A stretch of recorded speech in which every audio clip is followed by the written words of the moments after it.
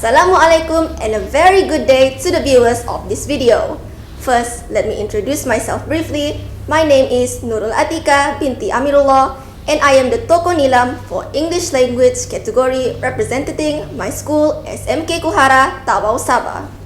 I am 17 years old and am also a librarian at my school. Today, I wish to share with all of you 5 novels I often read through during my leisure time at home.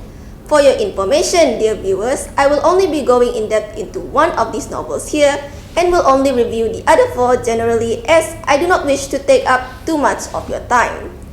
Now then, let us proceed with my expound review of the novel, The Double Cross and Other Things I Learned as a Super Spy, written by Jackson Pearce and published in 2016 by Scholastic Incorporated. The Double Cross is, in my humble opinion, one of the most entertaining spy kids novels I have ever read. Before I proceed with my book review, allow me to share a little bit about the writer, Miss Jackson Pearce. She has written several novels targeted towards young adults. She writes her characters so well to the point where it's difficult to not get attached to them. If you ask me, she is one of the best writers for the thriller genre. The story centers around our male protagonist, Hale Jordan, a 12-year-old spy in training, working for the Sub Rosa Society, an elite organization. It is also commonly referred to as SRS for short. Now, the SRS is an organization that trains its new agents at a very young age and doesn't recruit new ones. All of the agents are born into the job. It's no different for our hero Hale, who just happens to not only be the son of 2 top agents at SRS, but is also the older brother of a prodigy. One would think that, coming from such an elite family, Hale would be one of the top students of his class and would be looked up to by his peers. However, Hale, unlike his classmates, is someone who you wouldn't expect to be a spy in training. Why is that? Well, Hale isn't exactly fit and he's more on the chubbier side, or as his classmates call him, fat. Despite coming from an elite background, he is often looked down on by other spies in training as he lacks the physical abilities and is always last in any sports exercise they undergo. Though he may not be the best at running or parkour, Hale has shown multiple times throughout the story how creative and intelligent he is. He is a classic example of brains over brawn. Hale is one of the best elements of this tale as he is such a lovable and funny character. The way the writer wrote his character and his perspective and attitude truly make you want to cheer him on, as he doesn't deserve the unnecessary bullying and fat shaming. Sometimes I wish Hale would just stand up for himself instead of letting them make fun of him. The supporting characters are so well written as well. They all have their own quirkiness and work extremely well together. Hale's younger sister, Kennedy, is a great example. She's very supportive of her brother even though she effortlessly excels at gymnastics and parkour. She always cheers him on. And there are times when the siblings depend on each other for emotional support, such as when their parents went missing and the both of them were worried sick.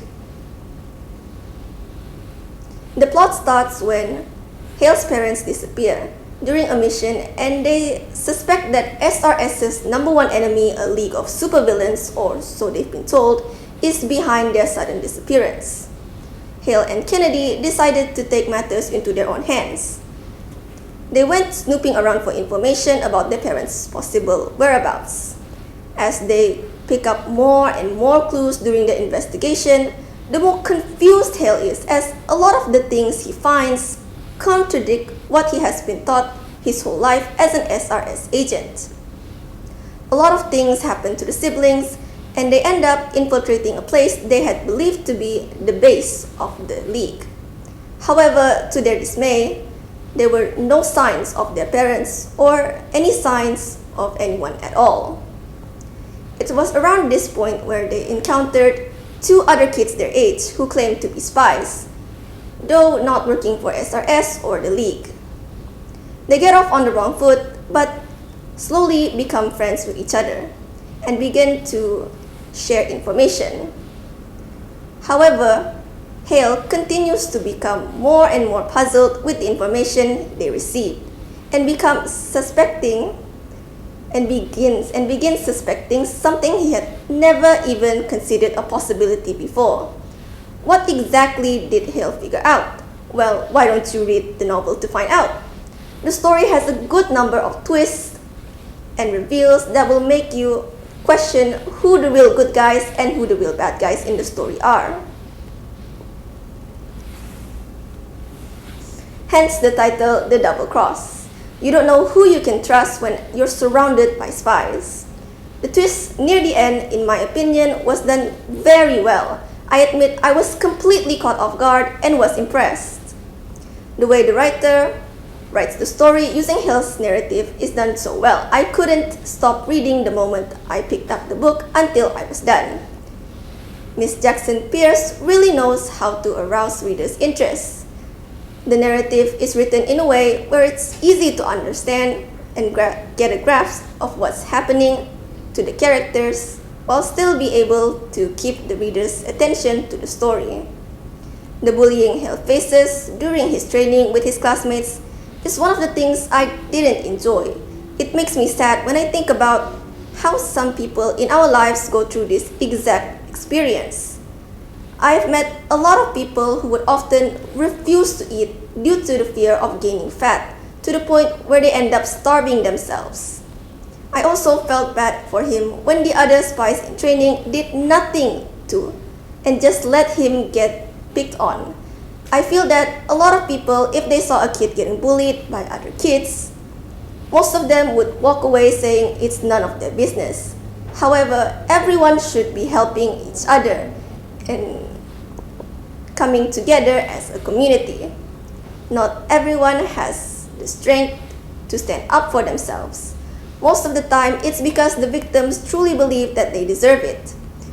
This is something that needs to change, as no one deserves to get treated like they are trash just because of their appearance. Everyone has their flaws, and that is why we have to work with other people to cover for them. In the Double Cross, Hale himself could not have found the information about the base of the League without working together with his sister Kennedy. Speaking of which, it's refreshing to see the main character like Hale, as the protagonists for adventure novels tend to come off as a Gary Sue. I believe that everyone should give this novel a read. It emphasizes how we need each other, how we need other people to get the job done. Teamwork is very important, and we all must play our own roles to get the best outcome. I believe I've dragged on this review long enough. I highly recommend this novel to anyone who is a fan of Spy Kids stories. It is such a charming and exciting tale that will leave you wanting a sequel. Why don't we move on to the rest of the novels here? Let us begin with a general review of Cry Wolf. This book was written by Jane B. Mason and Sarah Hines Stephens. This story is the third installment of the A Dog and His Squirrel Mysteries series. The case this time is about the death of the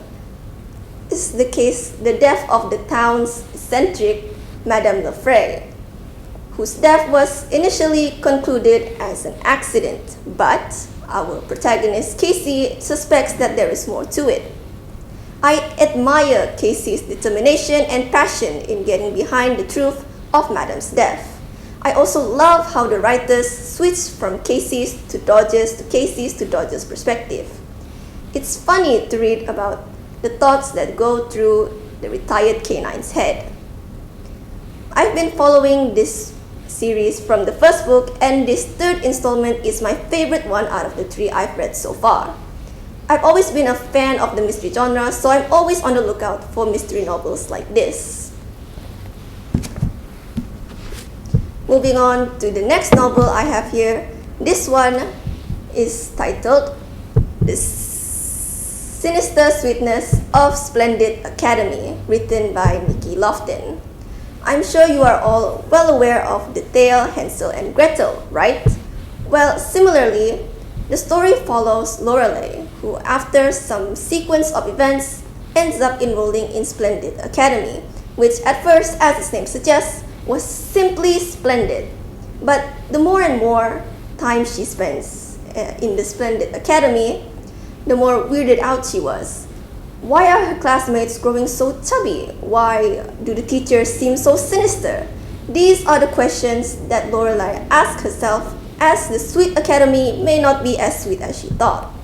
I love reading about the growth of Lorelei, who was struggling with familial issues at home and couldn't fully come to terms with her mother's death at the start of the book. But as she overcomes many challenges with the help of a new friend, Andrew, she learns how to move on and become more stronger. Dealing with her wicked stepmother is nothing compared to the teachers at Splendid Academy. The fourth novel I have with me is called Half Upon a Time by James Riley. This is a fantasy story about Jack, whose dad has been missing ever since that little incident with a beanstalk. Sound familiar? Yes, this novel takes the fairy tales we all know and love and adds a little twist to them. Jack, who couldn't be more bothered to do as his grandfather told him, one day meets May, who falls from the sky wearing a shirt that says princess, while adamantly denying being a princess. As they get to know each other, Jack suspects that May's life is most likely being threatened by someone none other than the Wicked Queen. Though the story is based on fairy tales, Jack and May's tale is nothing like them. This novel is full of unexpected twists and turns, and when you think you know what's going to happen, the story completely catches you off guard. I enjoyed reading this story. I also enjoyed the sassy and snarky dialogue, especially between Jack and May. Their teamwork and loyalty to each other is something I found very endearing.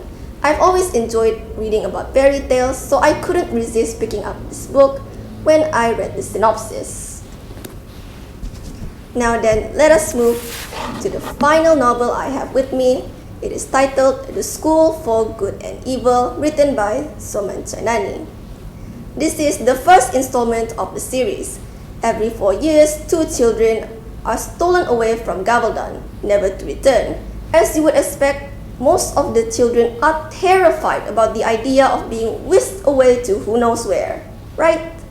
Well, not our protagonist. The story revolves around 2 young girls, the young bubbly Sophie and the dark and chilling Agatha, who happen to be best friends.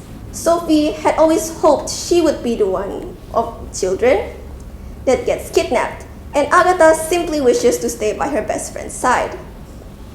Sophie strongly believes that each one of the children stolen will each end up in a school for good and a school for evil.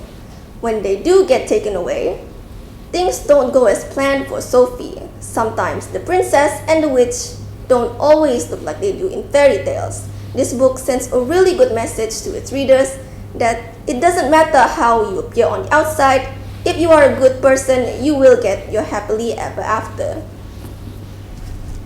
After reading about these 5 tales, I've realized that life is full of twists and turns and unexpected encounters. To get through those highs and lows, we must choose our friends carefully, as they may become our lifeline one day. Life is a journey. It would be a waste without some friends, don't you agree?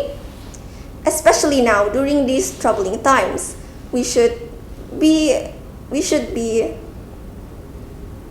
sure to keep in touch with a few of our close friends and family. It is a difficult time for all of us right now with the COVID-19 pandemic, but I believe spending time with friends, be it playing online games or chatting on social media for hours and hours, will help in terms of mental health.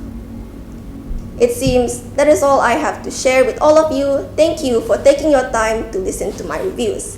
I leave you all with this beautiful quote by Anna Quinlan. With books I have traveled not only to other worlds but into my own. Assalamualaikum warahmatullahi wabarakatuh.